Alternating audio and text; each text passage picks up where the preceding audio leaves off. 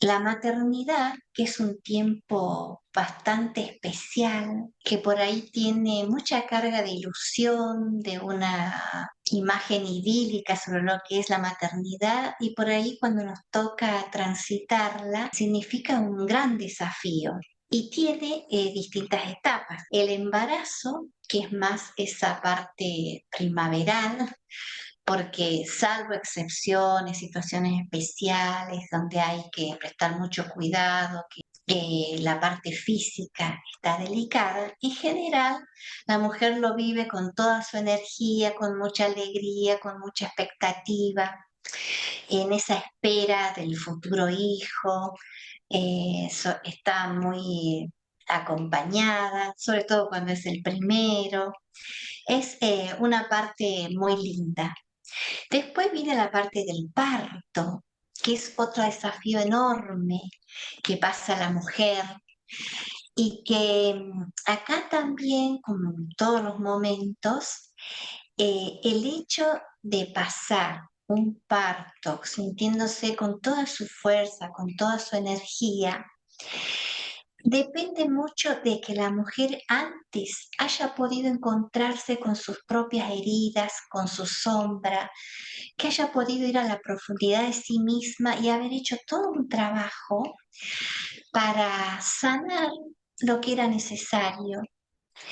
Y cuando la mujer hizo ese trabajo previo a empezar esta etapa de ser madre, esto, sobre todo, por ejemplo, el parto, lo que viene después, le resulta mucho más liviano, porque si no son momentos donde aparecen aquellas sombras, como decimos, todas esas fuerzas inconscientes, esos momentos difíciles que a lo mejor tuvimos desde niña, o patrones o condicionamientos que nos juegan una mala pasada, nos van a hacer como una fuerza en contra de todo ese potencial que necesitamos en el momento del parto, de empezar a ser madres. Así que eso es importante cuando podemos hacerlo. Por supuesto que eso de conocernos y entrar en nuestras zonas difíciles supone de un gran coraje, pero el coraje es muy propio de la mujer, así que en eso confiemos que lo tenemos. Solamente es tener decisión y el compromiso con nosotras mismas. Y eso también es lindo de ver cómo el parto ha sido redimensionado. Bueno, ha pasado por muchas miradas también desde el aporte médico, tiene sus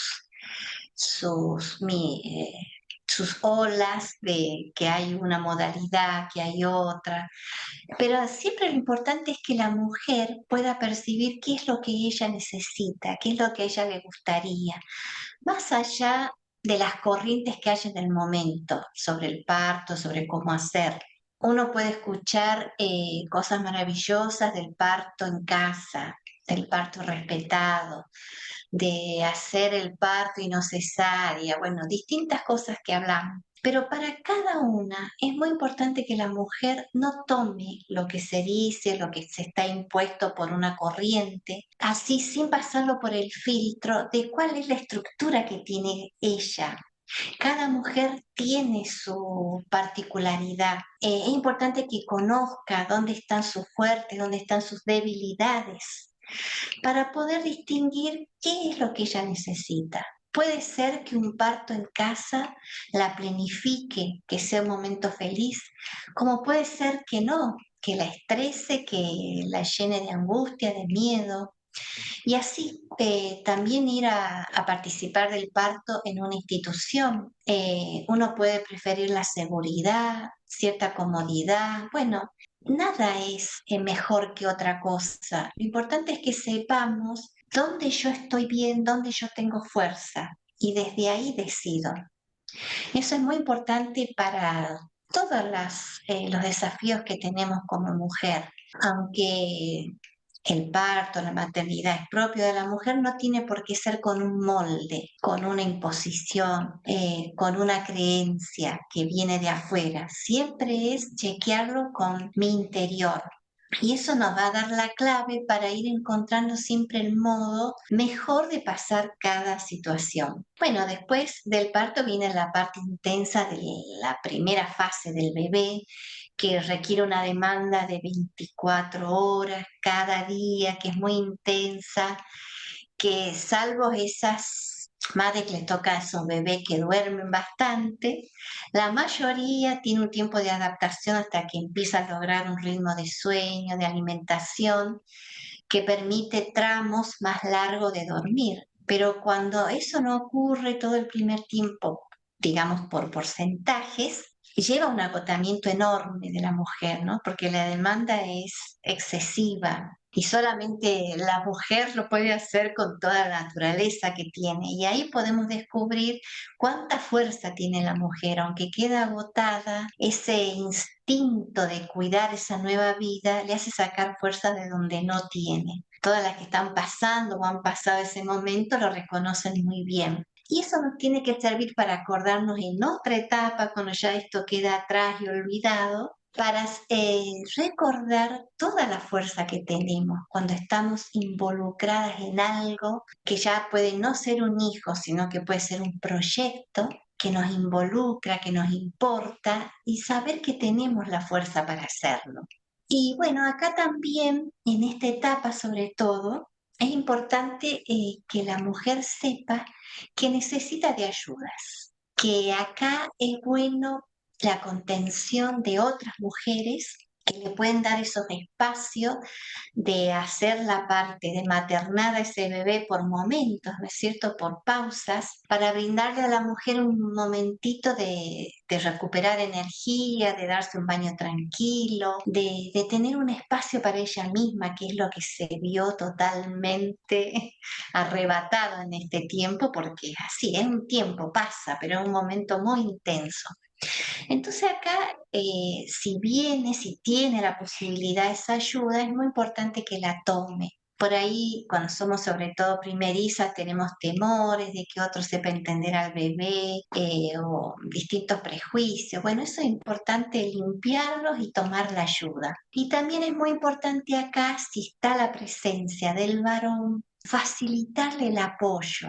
O sea, al varón por ahí ese momento no lo vive desde adentro como la mujer y por ahí tiene en su mirada le cuesta entender todo ese mundo que es cuando recién está creciendo un bebé y la demanda que tiene. Pero bueno, nosotros también facilitarle que nos entienda. Facilitarle quiere decir poder explicar lo que nos pasa, poderle expresar lo que necesitamos, no esperar que el varón lo adivine, que se dé cuenta solo, porque en la estructura del varón no está darse cuenta. Entonces, algo clave es saber que tenemos que saber pedirlo y saber nosotros también entendernos y darnos cuenta que a veces no es tan fácil de lo que necesitamos y después menos fácil nos resulta expresarlo de buena forma para ser escuchada. Todas esas cositas son muy importantes para que nos den un apoyo, un alivio en esa etapa intensa. Entonces, el varón lo que hace es como que está menos metido en esa vorágine. En general, todo tiene sus excepciones y modalidades, nos ayuda un poco a salir de estar tan absorbidas. En ese momento nos parece que nadie más puede cuidar del bebé, que nadie más lo puede entender, que si no estamos le va a pasar algo. Bueno, y poder apoyarse en que el varón nos dice, déjalo con, si tiene la mamá, abuela, tía, amiga, déjalo un momentito y vayamos a dar una vuelta y aprender a tomar eso, ¿no? Porque eso ayuda mucho y oxigena, nos oxigena a nosotros y oxigena a todo el ambiente familiar. Y también, por supuesto, le hace mucho bien al bebé que la mamá esté un poco más relajada, que no esté tan tensionada, que no esté con tantos miedos, con tanta tensión. Eso influye directamente en el bebé. Influye mucho también al percibir menos tensión de la mamá, el bebé es muy probable que pueda descansar mejor, porque muchas veces se hace un círculo vicioso entre la tensión lógica que tiene la mamá por cuidarlo, por atenderlo, de pasar los temores que tiene, sobre todo cuando es el primer bebé, el cansancio, y el bebé está tan fundido, unido con la madre, su inconsciente es uno solo, que está percibiendo todo eso de la mamá y eso a veces le hace una alteración. Y eso hace que el bebé no pueda relajarse y tener un dormir un poco más tranquilo, de tener intervalos de más horas, ¿no? Y que esté en ese círculo de despertarse, de pedir teta y que nadie descansa bien. Entonces, muchas veces está en eso de que la mamá pueda centrarse, escucharse, tomar las ayudas que le ofrecen y encontrar cómo relajarse un poco y eso empieza a facilitar un círculo virtuoso, que descanse el bebé y la mamá puede empezar a descansar. Eso es muy importante de saber cómo estamos tan conectados y cómo en ese momento todo lo que podamos hacer por nosotras mismas ayuda también al bebé. Bueno, después cuando ya están pasando los meses, se acerca el primer año ya del niño, que ya se alimenta solo, empieza a trasladarse con el gateo por lo general, algunos ya empiezan a caminar antes del año. Y a veces nos pasa que metidas en esa vorágine, en la preocupación, perdemos la noción de empezar a cambiar la etapa. El bebé va haciendo etapas, progresa rápido, va cambiando y a nosotros nos cuesta tomar conciencia de que tenemos que empezar a soltar un poquito, tenemos que empezar a poner límites. Muchas mamás llegan al año, año y medio, 2 años, sin haber podido poner un límite con ese bebé, descansando muy mal, descansando toda la familia, empieza a repercutir en la pareja y es un bebé que todavía duerme con los padres, que todavía busca la teta toda la noche. Y eso ya se transformó de algo que es nutricio para el bebé en algo que es un hábito que empieza a ser negativo, que hay que empezar a ayudarlo a salir del hábito, que no le está siendo útil ya al bebé, porque digamos ya después de los 8 meses, la función de darte mamar ha cumplido su función en lo fisiológico, en la nutrición, en que es el alimento por excelencia. Ya a partir de esta edad que ya hay más maduración, salvo excepciones, ¿verdad? Podemos tener excepciones en la maduración del sistema digestivo del bebé y es importante que siga con solo leche materna, perfecto. Pero si no, si un bebé que va madurando sus órganos, eh, como la biología lo tiene pautado, ya empieza a incorporar alimentos sólidos y empieza a variar los alimentos ya a los 8 meses. Entonces eso hace que ya el alimento no sea exclusivo de la leche materna. Y al contrario, acompañado por la movilidad, el desplazamiento del bebé, quiere decir que para él también existencialmente empieza otro momento y es un poquito de independencia de la mamá. Entonces uno puede preguntarse si, por ejemplo, vino esta corriente de dar de mamar hasta que el bebé deje de pedir. Y eso muchas veces va en contra del bienestar de toda la familia, de la salud de la mujer y también de la maduración del bebé. Cada una tiene que ver cómo lo vive, ¿verdad? Pero quiero decir, no tomarlo porque está esa moda o porque hay mucho discurso a favor de eso. Siempre hay que chequearlo con la posibilidad de una. Pero una pauta es esta, que ya no es imprescindible para el bebé consumir leche materna, que para la mujer es importante empezar el destete para preservar su salud física, su fuerza, que están muy agotadas. El dar de mamar requiere mucho gasto de energía, mucha carga sobre la espalda, sobre los músculos, sobre la columna.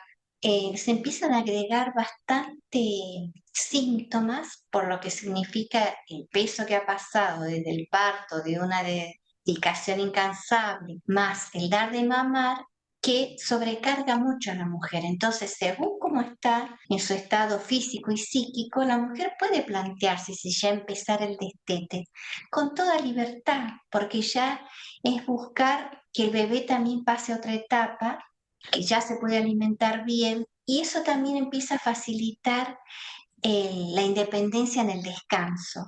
Ya a partir de los 8 meses es muy deseable que el niño duerma en su propia cama, en su propia habitación. Eso da mucha salud y bienestar a la mamá y a la pareja. Cuando eso se empieza a mezclar y por todo el ritmo del trabajo, del cansancio, y no tomamos ese momento de reflexión y de poner un límite en eso, empieza a traer problemas que se suman uno tras otro, de tener al bebé durmiendo encima. Por supuesto que hay mamás que lo disfrutan muchísimo y que no les representa ningún cansancio extra, perfecto. Pero si uno está en esa situación que siente que no descansa bien porque el bebé está en la cama en medio de los dos, o que uno se tiene que ir a dormir a la cama chiquita y el bebé duerme en la cama grande con uno de los dos, todas esas son como distorsiones que vamos haciendo porque no nos paramos a reflexionar, no tomamos la fuerza para poner un límite. En eso es muy importante ponerse de acuerdo con la pareja y decir, bueno, hasta acá fue así. Ahora va a su cama, va a su habitación y empezar esa etapa que cuando sobre todo la mamá está convencida y la mamá entiende que con eso le da luz de nuevo al bebé, le da independencia, le da bienestar, le da serenidad también. Cuando ella entiende que no es un abandono, porque muchas veces juega en contra, que eso es como abandonar al bebé, como dejarlo de lado. Entonces, limpiando esos prejuicios y valorando mucho eso, hacemos un cambio de etapa. Y eso trae mucho beneficio para toda la familia. Es así que a medida que va avanzando el desarrollo de nuestro niño, también tiene que ir avanzando una conciencia de nosotras mismas en el sentido de empezar a tomar pequeñas, grandes medidas, ¿no? Como decíamos, esto de que ya el niño hasta el año de edad puede estar en su camita, en su habitación, dormir toda la noche en su lugar y salir de eso de que dormimos todos juntos porque tiene su aspecto lindo, su aspecto en general, lo que nos gana es el cansancio de la rutina cotidiana, que por las horas de trabajo, las actividades que tenemos, es como más fácil dejar que el niño duerma en la cama de los padres para poder dormir un poquito más. Pero eso, si no se puede delimitar y ordenar, sería, porque lo que ocurre es un orden.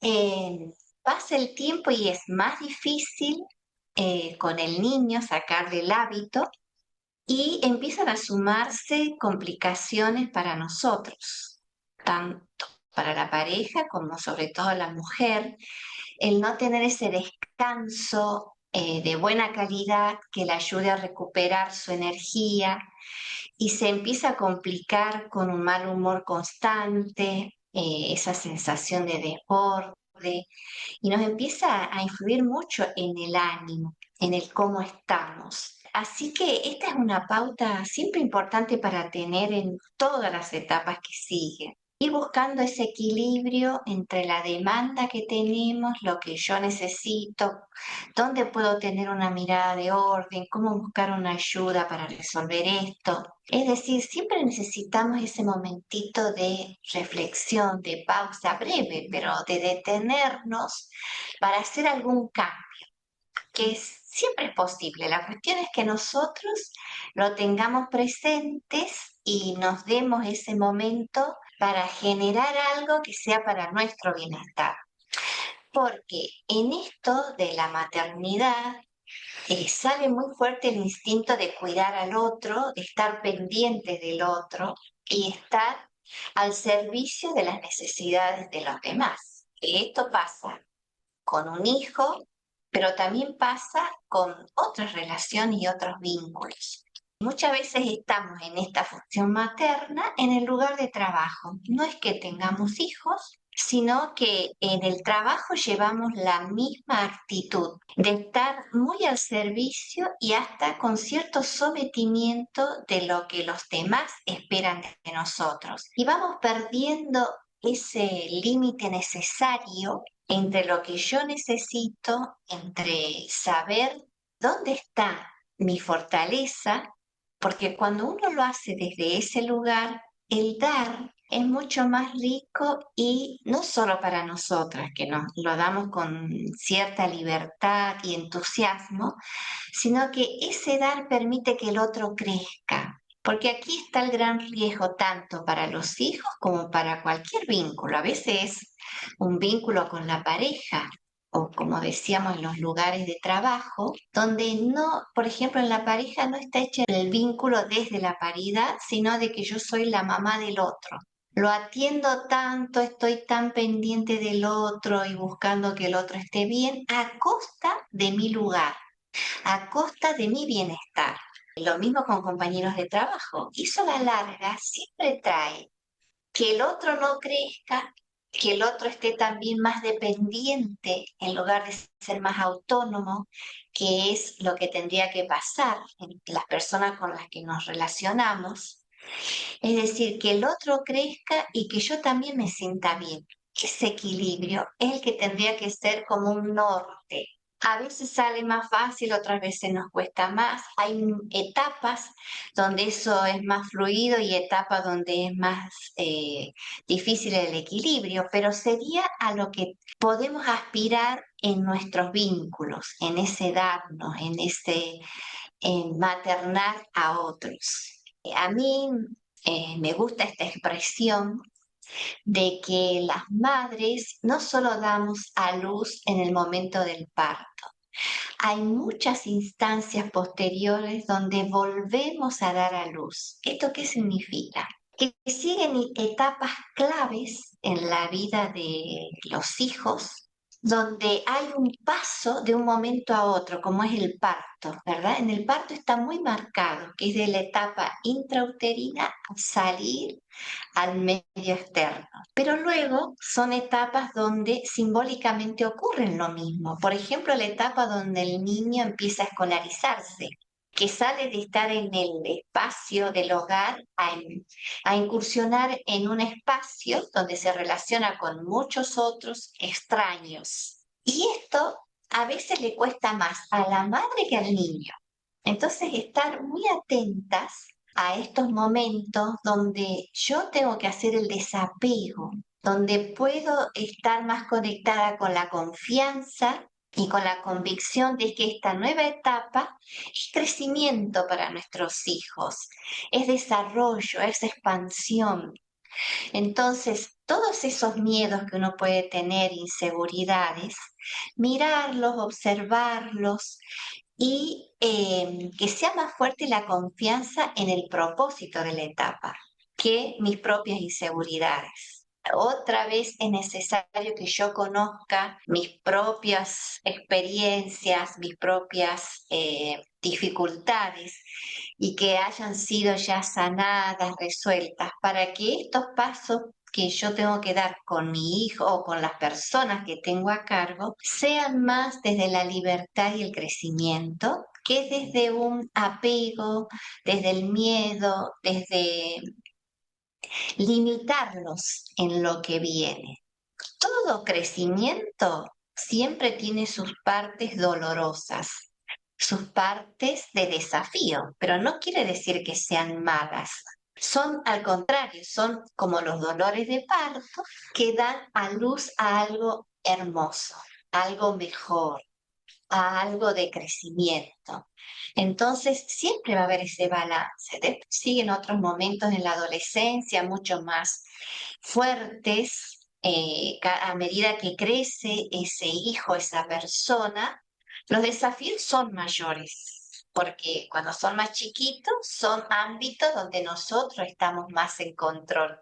Pero a medida que crecen ya perdemos esa posibilidad de estar conociendo mucho los detalles de a dónde van yendo, de con quién se relacionan. Y entonces se hace más difícil eso, pero siempre la actitud es la misma, de estar en confianza, sí conectadas con ese hijo, con sus procesos, con lo que está viviendo. La conexión siempre es importante, con el diálogo, con el poder llegar ya desde la adolescencia. El desafío es más grande para nosotros, para poder estar en contacto, en poder seguir entendiéndolos, en captar en qué proceso están. Y esa es la clave. Y después siempre el desapego a nuestros miedos. Y muchas veces, por ejemplo, la primer dormida del niño con la escuela, la primera noche que va a dormir en un lugar que no sea el familiar. Y yo me encuentro con que muchas veces el problema es la mamá que está llena de miedos. Entonces, estar atentas a que acompañemos al hijo. Después, cuando la mamá tiene mucho miedo, el hijo también empieza con sus miedos, con su inseguridad y a decir que no quiere ir por una excusa o por la otra. Y todos son momentos de crecimiento. Entonces, fijarnos mucho de no estar nosotros limitando esos momentos, que no sea la detención de esa etapa porque nosotros no estamos preparadas, ¿verdad? Ese es lo importante para estar atentos, para tener una actitud. Y bueno, después ni qué decir cuando llega el momento que ese hijo ya es un adulto y toma decisiones en cuanto al lugar para vivir o la forma de trabajar, la forma de estar en el mundo, si elige una pareja, qué pareja, cómo. La verdad que son desafíos enormes muchas veces para las madres, aceptar esas instancias del hijo. Y entonces es lo mismo, ¿no? Siempre ese mismo, centradas en nosotros mismos, conscientes de nuestras fortalezas y conscientes de habilitar a ese hijo para el paso que sigue. Tener en cuenta esa famosa frase, pero que expresa bien esto, del poeta Khalil Gibran: los hijos no son nuestros hijos, son hijos de la vida. ¿Esto qué quiere decir? Que estar atentos a la tendencia a la posesión de la persona que es el hijo, ¿verdad? Ese gran equilibrio entre cuidarlos, cuidar su desarrollo, estar atentos a su crecimiento, a evitarle los posibles sufrimientos, pero saber que dolores va a tener que pasar y no creerlos mi propiedad. Eso es muy valioso cuando las madres podemos reubicarnos, porque es muy natural que debido a esa gran demanda que tenemos de cuando es bebé, que depende absolutamente del cuidado, de la atención y la dedicación de la mamá, que nosotras tengamos que salir de esa instancia y empezar a tomar otra posición en mirarlo a él como una persona que creció, que se desarrolló y que ya no es mi propiedad. En realidad nunca lo es, pero esa etapa nos hace sentirlo más así. Entonces, a medida que crece, nosotros necesitamos hacer ese trabajo de darlo a luz, de acompañarlo en su camino en relación en la vida. Eso es importante tener en cuenta para ir viviendo todo este arquetipo de la maternidad más en plenitud que en una situación de agobio, de cansancio o de que resulte una maternidad limitante para ese hijo o para las otras personas con las que nos vinculamos. Esa es la idea. Entonces, saliendo de toda esa etapa, de los distintos momentos que van pasando después que fuimos madre, que el hijo creció, y después viene toda la etapa de que a lo mejor podemos enfocar más en la profesión. Viene el momento en que empezamos a darle más atención, queda más espacio, tanto físico como psíquico, para darle importancia a mi tarea en la sociedad, sea un trabajo, sea una profesión, un oficio, una actividad voluntaria que hago, desde cualquier lugar estoy más en proyección con lo social. Y ahí despliego las otras cualidades que en el mismo sentido, más enfocada desde yo con una actividad creativa, como sería lo laboral. Y que todo eso pueda ser siempre en balance, desde donde yo me conozco, donde yo sé dónde están mis principales herramientas, mi potencial. También en esto de la tarea en lo social, podemos quedar sometidos a la demanda de otros, que no son hijos, sino de otros, que pueden ser pares, que pueden ser jefes, que pueden ser compañeros en los que los vivo con rivalidad por un lado o en esa comparación de que el otro sabe más, que el otro lo hace mejor, porque yo no he pulido ese aspecto mío de sanar cierta desvalorización con la que he crecido, con cierta creencia o con cierto mandato que me ha puesto en un lugar de descalificación propia, de no poder tomar mi propio valor y pensar que el otro lo hace mejor. Entonces, también en ámbitos de laborales o de acción social, estoy sufriendo ese no estar en mi propio lugar o no saber poner límites a la demanda. Y eso empieza a generar mal humor, siempre desánimo y hasta síntomas físicos. Hay muchos síntomas físicos que se desarrollan porque estamos mal en la situación de la ida y vuelta con el entorno, con los demás, de no poder tener claro ese balance entre lo que yo necesito y lo que yo quiero dar, más desde una libertad, desde un deseo genuino y verme sobrepasada por la exigencia. ¿Ven? Lo mismo que nos puede pasar con un bebé chiquito, nos puede pasar después en otros ámbitos. Así que siempre ese mismo balance y necesidad de estar atentos a nosotras. Y después que pasa toda esa etapa, viene otra etapa que es clave en los ciclos de la mujer, como es la menopausia.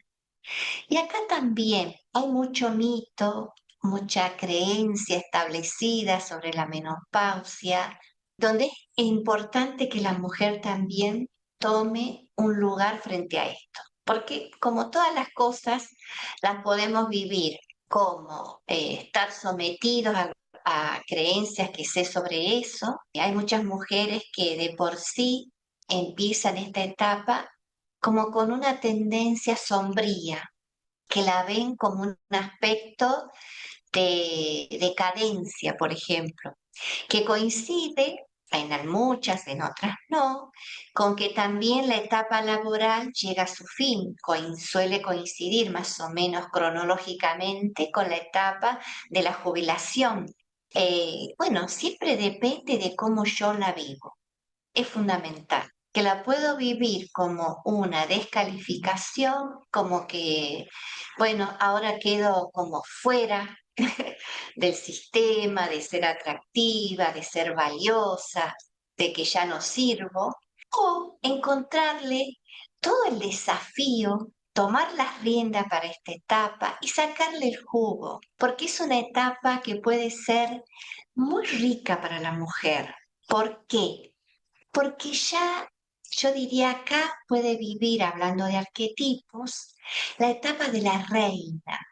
La reina podríamos decir que es ese arquetipo que integra varios otros arquetipos. ¿Por qué? Por un lado, ella tiene mucho menos peso la demanda de los otros, por ejemplo, de la etapa de criar hijos ya pasó, ya son adultos, ya son autónomos, o también en relación al trabajo la demanda es menor, o yo la puedo balancear distinto, porque la demanda por la supervivencia es más estable en general, por supuesto que hay excepciones, pero en general también esto de tener las cosas para la subsistencia diaria, el techo y la comida ya están en un ritmo más o menos estable. No necesita estar fundándolo como en las etapas anteriores, consiguiéndolo, conquistándolo. Eso ya llegó a un lugar donde tiene su ritmo, su estabilidad. Entonces eso nos permite más espacio para explorarnos en todos esos ámbitos que antes quedaron postergados. Entonces es una etapa hermosa para poder realizar cosas que antes no pudimos. Además, yo le decía que la reina integra otros arquetipos como sería la de la anciana sabia, porque ya tenemos mucha cosecha de lo vivido, hemos transitado muchas cosas que nos dan experiencia y sabiduría, solamente por haber vivido. Además, si nosotros tenemos una buena actitud de tomar las riendas, la fuerza del entusiasmo de lo que es esa etapa de la juventud está presente, porque con esta etapa que nos permite más la conexión, digamos, que tenemos sabiduría, tenemos experiencia, eso nos da mucha fortaleza interna, nos da fortaleza para que a veces en esta etapa es donde conectamos más con el coraje para poner límites, eso que a las mujeres en muchas instancias nos cuesta. Y acá es como que tomamos ese lugar de delimitar más entre la demanda, entre lo que piden de nosotros, entre lo que desean de nosotros y lo que nosotros queremos dar. Es todo un coraje, es toda una actitud que viene de toda esta ganancia que tenemos de lo que hemos vivido. Y ahí aparece esa figura de la amazona, digamos, o de la guerrera, que está muy en conciencia de sus propias habilidades, de su propia fortaleza, y a la vez sabe qué elegir, qué le gusta más, dónde ella se nutre. Y esto entonces también hace a otro arquetipo que es la de la sabiduría en conexión con lo místico, que no es otra cosa que llenar nuestra vida de propósito y sentido. Los caminos son miles, cada mujer encuentra su camino para encontrar dónde está ese propósito de su vida, con qué cosas ella se siente plena, dónde tiene un rumbo que la hace más libre, más feliz. Y por supuesto, desde ahí va a seguir dando. Y yo creo que ese es el arquetipo de la reina, que es muy dueña de sí misma, es muy consciente de los límites de su propio territorio, que tiene gran fuerza en su corazón y sabiduría, y siempre va a estar en esa capacidad que tiene la mujer ecológica, como decíamos antes, de tener en cuenta el contexto, de poder nutrir al medio, de que sabe bien qué necesita el otro y ahora con más conciencia del límite propio. Esto sería como el derrotero de los ciclos y arquetipos de la mujer. Entonces nos quedamos con algunos pequeños tips retomando lo que hemos dicho, que sería para vivir la femineidad en plenitud, en alegría, en libertad y que eso nos haga plenas en las distintas etapas, en la medida que podamos, con más acentos en unas y en otras. Lo primero fundamental es conocernos. Si lo podemos hacer antes de la etapa que llega la demanda, mejor. Y si no, en cada momento podemos tomar ese espacio para volver a nosotras, para detener la marcha de toda la vorágine y preguntarnos, ¿qué necesito yo? ¿Por qué algo me está afectando mucho? ¿Por qué estoy sufriendo una situación, una relación, cualquiera de los vínculos? Y acá, por supuesto que hay caminos, técnicas, terapeutas que podemos recurrir. Pedir auxilio siempre es importante, o sea, buscar ayuda de la mejor manera para nosotros. Y si no, siempre a mano está la técnica del espejo. Es decir, esto que a mí afuera este hijo, esta pareja, este compañero de trabajo, esta amiga, esta circunstancia que tengo, me está dando una aflicción, me está haciendo sufrir por algo. Me pregunto, ¿qué de esto hay en mí? ¿Qué de esto que no me gusta en este vínculo, en esta persona o circunstancia, yo lo hago conmigo misma? Por ejemplo, es muy común que digamos que cierta persona me manipula o que tiene como cierto rasgo de abusividad sobre lo que me pide, que no me respetan en el límite. Entonces, yo me pregunto, ¿yo me sé respetar? Yo tengo en cuenta a mí primero en lo que yo necesito, en mi forma de dar y de ahí doy. Muchas veces el hacernos esta pregunta descubrimos que ahí yo estoy tan condicionada por cierto patrón que funciono tan automáticamente y empiezo yo a faltarme en el límite, empiezo yo a no tener respeto por mí misma. Luego, eso se expresa afuera. Entonces, esto es conocernos, preguntarnos a dónde yo me hago esto que veo afuera. Y acá es importante descubrir, por un lado, los patrones, que repito, que eso es fácil ver qué cosas de mi mamá, de mi papá, de las mujeres de mi familia, que a mí antes me parecían feas y ahora las repito, que a mí me hicieron daño. Ser consciente de esas heridas que hemos pasado en otra etapa nuestra, sobre todo en la infancia, mirarlas, buscar resolverlas por sobre todas las cosas y simplemente, una vez que las detectamos, agradecer por esa etapa que hemos pasado, agradecer a las personas que fueron parte de eso que a mí me afectó tanto, porque función tuvieron en el sistema familiar, eso es seguro. Todos vamos haciendo un balance de heridas antiguas, de dramas y traumas ancestrales que ocurrieron y por eso alguien toma cierto rol que a nosotros nos parece dañino u horrible. Cada uno en el sistema familiar estamos en función de proteger y mejorar todo ese sistema.